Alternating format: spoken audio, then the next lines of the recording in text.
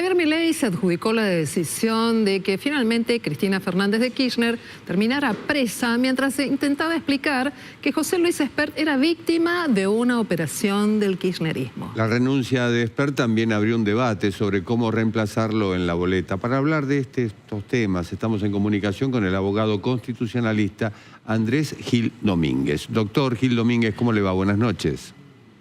Buenas noches, ¿cómo están ustedes? Bien, gracias. ¿Hay abuso de autoridad de parte del presidente, como denunció el representante legal de la expresidenta? Me parece más que nada una violación flagrante de la Constitución que le impide al presidente intervenir en causas pendientes, establecer las fenecidas, intervenir en todo proceso que se desarrolle ante la justicia. Me parece que las declaraciones de Javier Milei fueron muy desafortunadas y que falta que amplíe y aclare qué quiso decir con esto de en mi gobierno yo la mandé presa a Cristina. Me parece que si esto habla de en mi gobierno no intervino o no interfirió para que la justicia trabaje normalmente, está bien y tendría que comparar y tendría que justificar si en otros gobiernos como el de Mauricio Macri la justicia no trabajó de forma independiente. Ahora, si es que el gobierno de él, porque él dio la orden, el proceso se aceleró y tuvo el resultado que tuvo ante la Corte Suprema de Justicia, tendría que dar otras explicaciones porque está violando flagrantemente la Constitución y con sus afirmaciones puede llegar a generar una acción de nulidad por cosa juzgada írrita. Así que debería aclarar un poco cuáles fueron el alcance de esas manifestaciones. Doctor, vamos a poner el foco en las palabras textuales que dijo Javier Milei en este segmento donde podemos recordar de manera muy precisa qué dijo el presidente de la Nación. Le puedo asegurar que esto es la venganza de que soy el primer presidente que tomó la decisión de que vaya presa. Pero usted no se mete con la justicia. Y ahí está el problema. Yo no me meto con la justicia. Y que, digamos, o sea, le puedo asegurar que si yo hubiera sido sucio y me hubiera metido con la justicia... y hubiera arreglado que no la metan presa. Exactamente, yo no estaría padeciendo esto. Yo no me meto con la justicia, pero la quiero presa. Entonces, ¿cabe algún tipo de acción particular contra el presidente?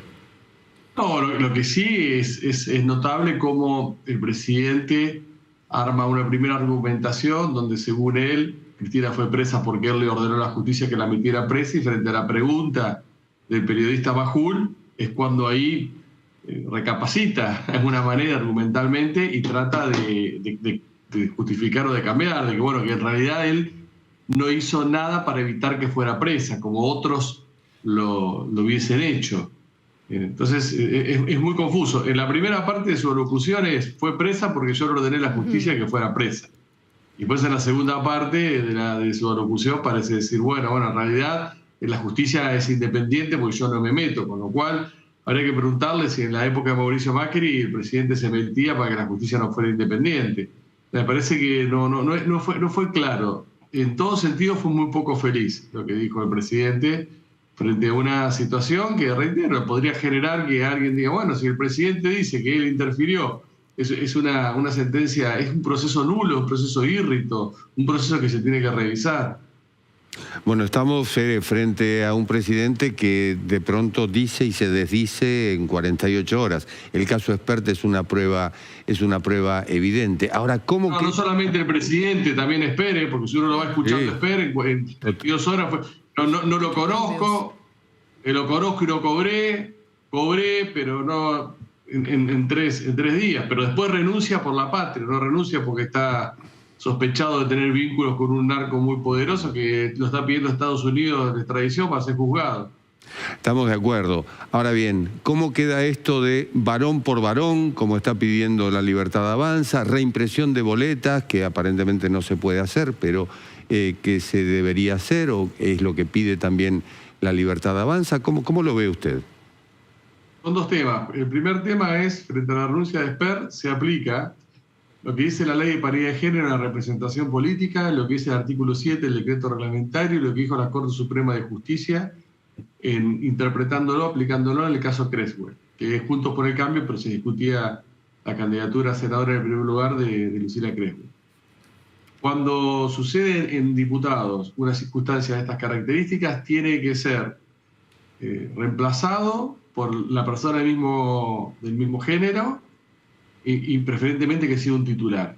Y en la medida que la lista quede en el marco de que se garantice la paridad de género, que toda la lista quede con alternancia en el género.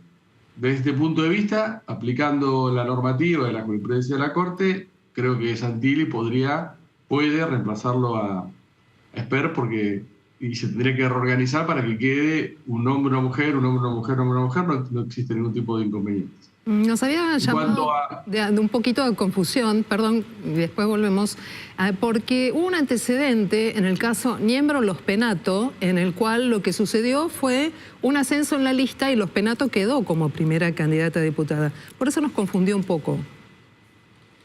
Sí, pero si uno lee la ley de paridad de género, lee el decreto reglamentario y lee lo que dijo la Corte Suprema de Justicia en 2019, en el caso Juntos por el Cambio, claramente el estándar es que si hay una vacante, esa tiene que estar cubierta por una persona del mismo género, preferentemente titular.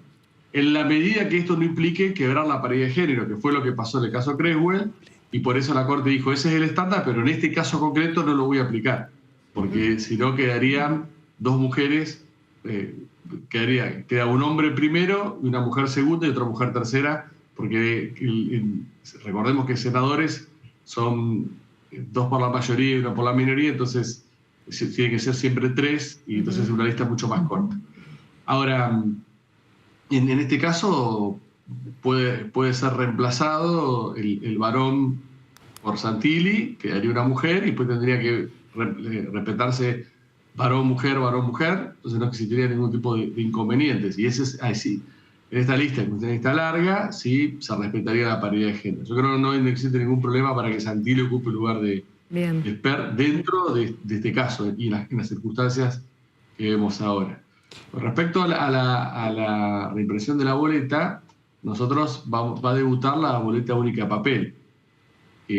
Como bien dice su nombre, no es que cada agrupación imprime sus boletas, sino que en una sola boleta están todas las agrupaciones. Con lo cual, frente al pedido de la Libertad Avanza, la Junta Electoral y el juez electoral tienen que evaluar este pedido en términos de razonabilidad y teniendo en cuenta ciertos parámetros. ¿Cómo se afectaría no reimprimir en términos de transparencia y legitimidad del proceso democrático? Si los tiempos dan, si los tiempos están acordes a poder hacerlo, y después la responsabilidad política que tiene que asumir, política electoral que tiene que asumir el partido que pide la reimpresión. Porque una cosa es que uno pida la reimpresión porque un candidato falleció frente a un hecho inesperado, y otra cosa es un acontecimiento de estas características. El candidato se baja por una cuestión que está vinculada a la investigación de un delito. Entonces tiene que asumir también el partido político la responsabilidad política electoral, hacerse cargo de sus actos y no entorpecer todo el proceso electoral. ¿Y la responsabilidad económica, doctor? Bueno, la responsabilidad económica también está dada por la responsabilidad política que tiene que asumir el partido. Pero la responsabilidad, a ver, si esto hubiese acontecido por otro hecho fortuito, un fallecimiento repentino, bueno, ahí el tema económico sería algo menor, porque, bueno, un caso de fuerza mayor, un caso imprevisto, para eso son los recursos, para garantizar el proceso electoral. Ahora, el tiempo no sé si da, porque el tiempo son 20 días, y también esto se genera a partir de un hecho que no es un hecho trágico, inesperado. Es un hecho que está vinculado a una renuncia que está directamente linkeada con un hecho eventual, hecho de corrupción, un hecho de narcotráfico. Bueno, eso también se tiene que hacer cargo, no el resto. Una cosa que el resto de los partidos políticos pueda asumir y aceptar, que se tiene que hacer una reimpresión por un hecho fortuito, trágico, y otra cosa por un hecho de estas características. Doctor, hoy había un rumor muy fuerte en la Cámara de Diputados que señalaba la posibilidad de que José Luis Espert tome una licencia para evitar que el resto de sus pares diputados intente expulsarlo del cuerpo. Ya no que ceda en la presidencia de la Comisión de Presupuestos porque renunció, ya no que abandone la lista porque lo ha hecho, pero que deje de ser diputado nacional. ¿Corresponde esto o no? Bueno, eso es una prerrogativa que tiene la Cámara de Diputados de evaluar la inhabilidad moral de un miembro y decidir expulsarlo del cuerpo. Esto no se frena con la licencia. Esto no, por más que pida licencia, si lo quieren expulsar del cuerpo por inhabilidad moral, lo pueden expulsar del cuerpo por inhabilidad moral. Con lo cual, quizás esto genere o aminore el tema desde el punto de vista político, desde el punto de vista jurídico, por más que esté en licencia, si la Cámara logra la mayoría, son 2/3, y lo puede expulsar. Doctor Andrés Gil Domínguez, abogado constitucionalista, muchísimas gracias. Buenas noches. Gracias, muy buenas noches. El gobierno porteño